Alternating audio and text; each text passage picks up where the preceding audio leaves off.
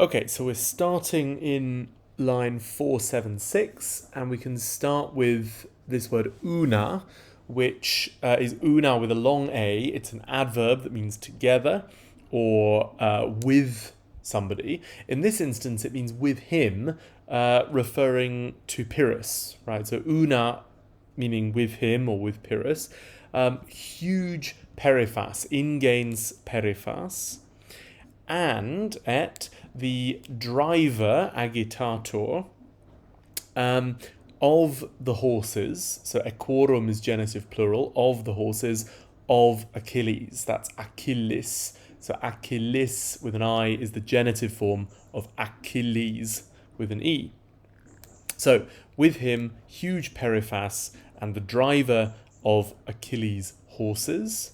And we're now going to be told who that person is. That person is the armiger, which is the armor bearer. That comes from the Latin word arma, meaning weapons or armor, and then the verb gero, which can mean something like to carry. So the armor bearer automedon.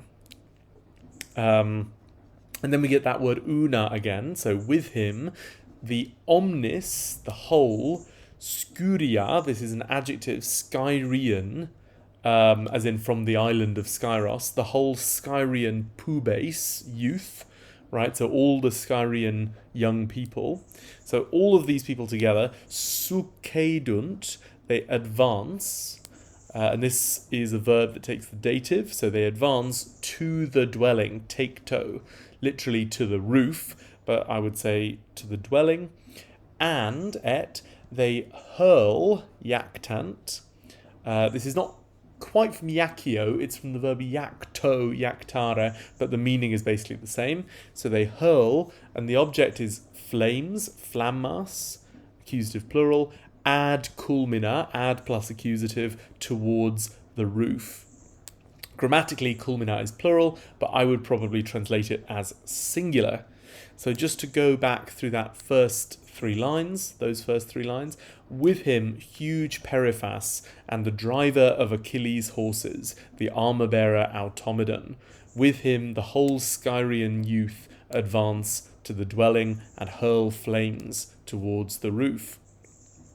Okay, then at the beginning of line 479, we get the pronoun ipse, which, as we've seen several times in this book, you get a pronoun used to switch the subject, or to signal a switch of subject. So he himself, and this would refer to Pyrrhus, inter primos, among the foremost, inter plus accusative. In other words, he's right up at the front.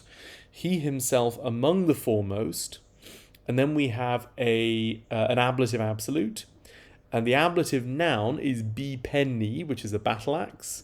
And the ablative participle, the PPP, is correpta, which means having been grasped.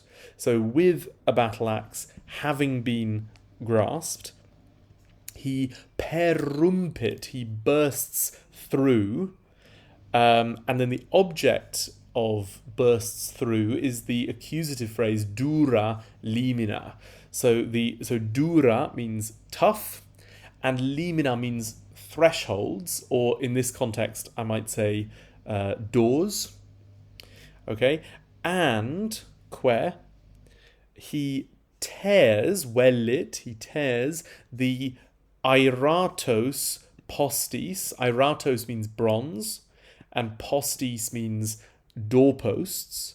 In prose, that would be postes, accusative plural, but that ace ending can become is in poetry. So he tears the bronze doorposts, a cardine, a plus ablative, from the hinge. From the hinge. Okay, so just to go back through that from ipse, so he himself, among the foremost, with the battle axe having been grasped, bursts through the tough doors and tears the bronze doorposts from the hinge. Okay, and then we have meaning and yam meaning now. So and now. And then we've got another ablative absolute. So in this instance, the ablative noun is trabe, which means a wood panel. So a sort of chunk of wood that's making up the door. And then the ablative participle, the PPP, is exquisa, which means having been sort of cut out or pulled out or heaved out. And then the main verb is kawawit, which means he has breached. He has sort of broken through. And then the object of that is the accusative phrase firma robora. Now, firma means firm, unsurprisingly, and robora means oak. And grammatically, that's plural, but perhaps plural here because, it's several pieces of wood.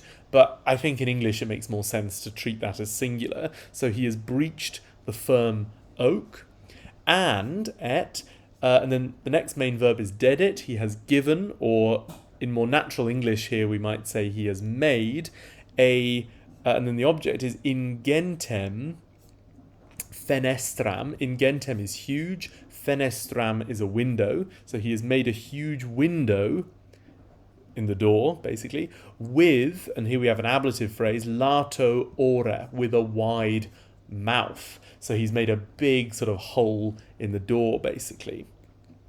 I'll just go through that last bit again from Yamque. So, and now, with a wood panel heaved out, he has breached the firm oak and made a huge window with a wide mouth. Okay, so next sentence then, we're in line 483 here, and the subject is domus, so the house. The main verb is apparet, so appears or comes into sight. Intus, from within. And the longa atria, the long halls, if you like, patescunt, they open out.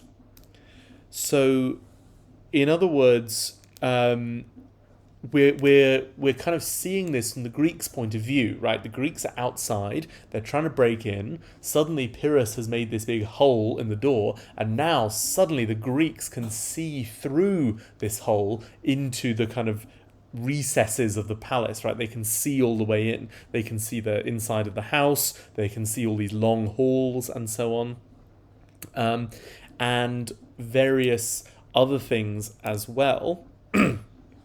So we get this verb again, apparent, now it's plural, so they're come into sight, and the subject is penetralia, which means the chambers, right? Penetralia means something sort of deep inside, right? As in words like penetrate or penetrable in English. So they're come into sight, the chambers of Priam, so Priami is genitive singular, the chambers of Priam, and of the ancient kings. So veterum regum, ancient kings, and that phrase is genitive plural. And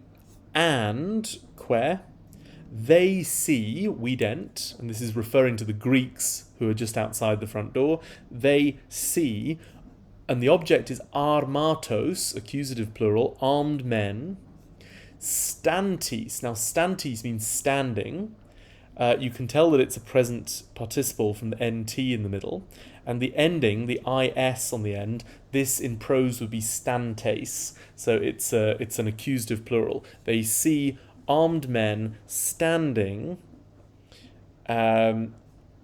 in primo limine, in plus ablative, on the first threshold. So in other words, once this hole has been made in the door, they can see all the armed Trojan guards standing right there, right on the other side of the door. Okay, so I'll just go through that again from apparet. So, from apparet, the house comes into sight from within, and the long halls open out. There come into sight the chambers of Priam and of the ancient kings, and they see armed men standing on the very threshold. And I've translated primo as very there, on the very threshold. It means sort of right on the threshold, right behind the door. That's, I think, the idea of it here. Okay, so next sentence begins with at, which means but. Then the interior domus, right, that means the inside of the house, the inner house, is confused, miscetur, is sort of mixed, is jumbled up. That's present passive, is confused with groaning, so gemitu is ablative singular, with groaning, and with misero tumultu, with wretched commotion, another ablative phrase. And deep within, penitus. Penitus is an adverb that means deep inside, deep within. And then the subject here is this nominative plural phrase, kawai ides, the vaulted or hollow halls. So kawai means vaulted or hollow, and ides means halls. The vaulted halls howl, that's the main verb, ululant, howl, with, and now we have an ablative phrase, femineis, that means female or women's, and then plangoribus means lamentations. Okay, and then after the semicolon, in line 488, we have a new subject, which is the clamor, the shout, and the main verb is ferit. And be careful here because there's a difference between fero, which means I carry, and ferio, which means I hit or strike. And the third person singular is different, because if you want to say he, she, it carries, it is fert, F-E-R-T, but if you want to say he, she, it strikes, then it is ferit, F-E-R-I-T, with an E, with a letter I in it. So ferit means strikes, and then the object of that verb is this accusative phrase, aurea sidera. Aurea meaning golden, and sidera meaning stars. So I'll just go through that again from at here, right? At meaning but. So, but the inner house is confused with groaning and with wretched commotion, and deep within the vaulted halls howl with women's lamentations. The shout strikes the golden stars. And then let's do two more lines here. So tum, meaning then, and the subject of this phrase is pavidai matres. That means terrified mothers. And the main verb is errant, meaning they wander. So terrified mothers wander. And you have to imagine the word in here, because all we have is the ablative case of the phrase in gentibus tectis. So terrified mothers wander in the in gentibus, that means huge, and then tectis means dwelling. Grammatically plural, but I would translate as singular. So then terrified mothers wander in the huge dwelling. And and then you have amplexi. This is a PAP, perfect active participle, because it comes from a deponent verb, and it means having embraced. So having embraced, and the object is postis, which in prose would be postes, because it's accusative plural. Having embraced the doorposts, they tenent, they hold them, and atque, they figunt, they fix or attach oscula, kisses, to them. So these women, they're so desperate, they're kind of clinging on to the pillars of the house and kind of kissing the pillars in this kind of desperate frenzy, I suppose. So I'll just go through that last couple of lines there from tum. So then terrified mothers wander in the huge dwelling, and having embraced the doorposts, they hold them and fix kisses to them.